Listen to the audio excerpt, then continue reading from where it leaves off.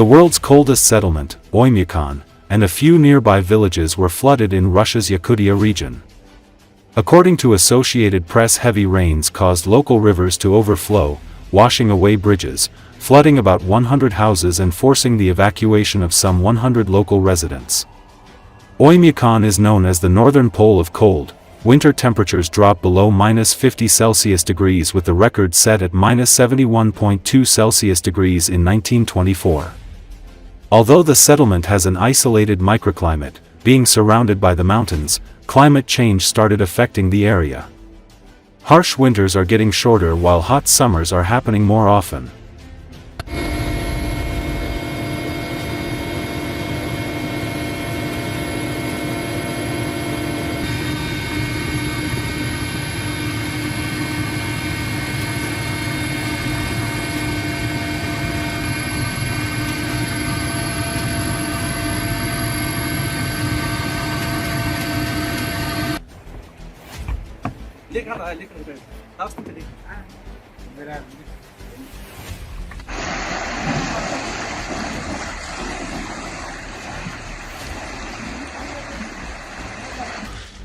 Живут эвакуация. Так, 4 ребенка, 2 взрослых.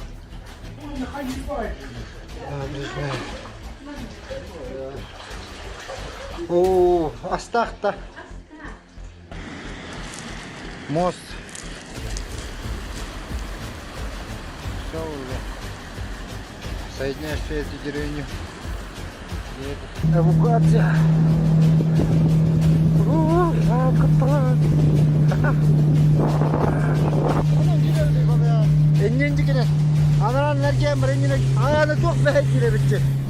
Fighters allied to Yemen's exiled government claimed Wednesday they had seized 750 tons of Iranian-supplied missiles and weaponry bound for the country's Houthi rebels, the latest interdiction of arms in the country's decade-long war allegedly tied to Tehran. According to Associated Press, for years, the U.S. Navy and other Western naval forces have seized Iranian arms being sent to the Houthis, who have held Yemen's capital since 2014 and have been attacking ships in the Red Sea over the Israel-Hamas war.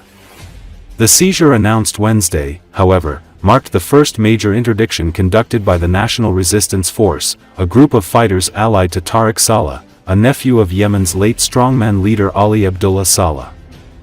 The Houthis and Iran did not immediately acknowledge the seizure, which the National Resistance Force said happened in late June.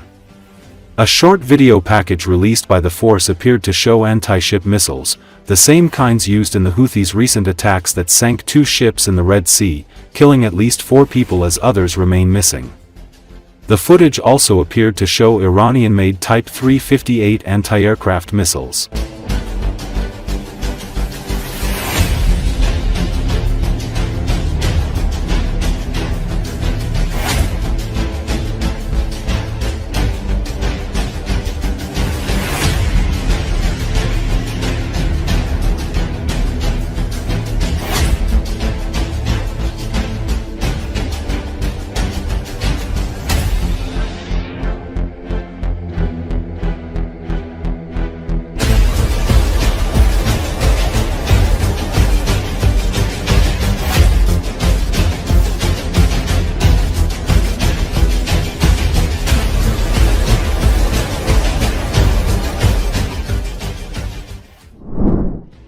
U.S. President Donald Trump announced that the first shipments of Patriot air defense systems are already on their way to American allies, meaning Ukraine will receive them soon, according to Reuters. Speaking to reporters at Andrews Air Force Base on July 15, Trump addressed the issue of arms deliveries to allies. He confirmed that the initial Patriot systems are being sent to European partners. They're coming in from Germany and then replaced by Germany. And in all cases, the United States gets paid back in full, Trump stated. At the same time, according to Donald Trump, the U.S. will not incur any financial losses, as all expenses are being covered by NATO and the European Union. NATO's going to pay us back for everything. In some cases, we're going to be paid back by countries of the European Union directly. We're always getting our money back in full, Trump said. He clarified that some of the weapons are being shipped from Germany, which will later replenish its own stocks. During his speech at Andrews Air Force Base, Trump also emphasized that America will not become directly involved in combat operations in Ukraine.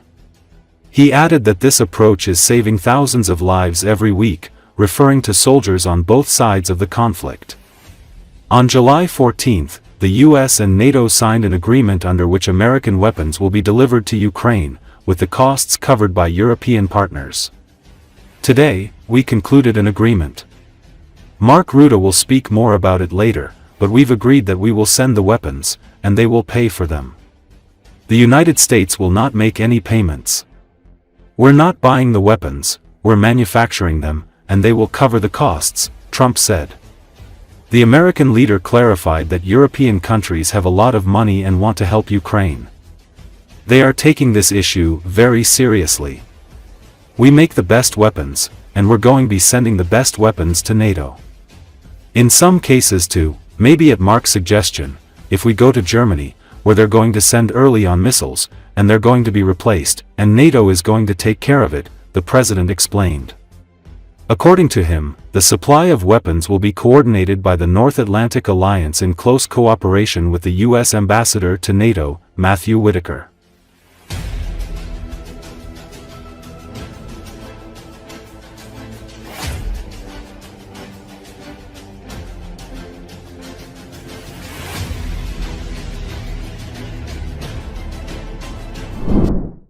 A Russian drone strike overnight on the Ukrainian city of Vinnytsia left at least 8 people injured and firefighters battling blazes in several buildings, officials said on Wednesday.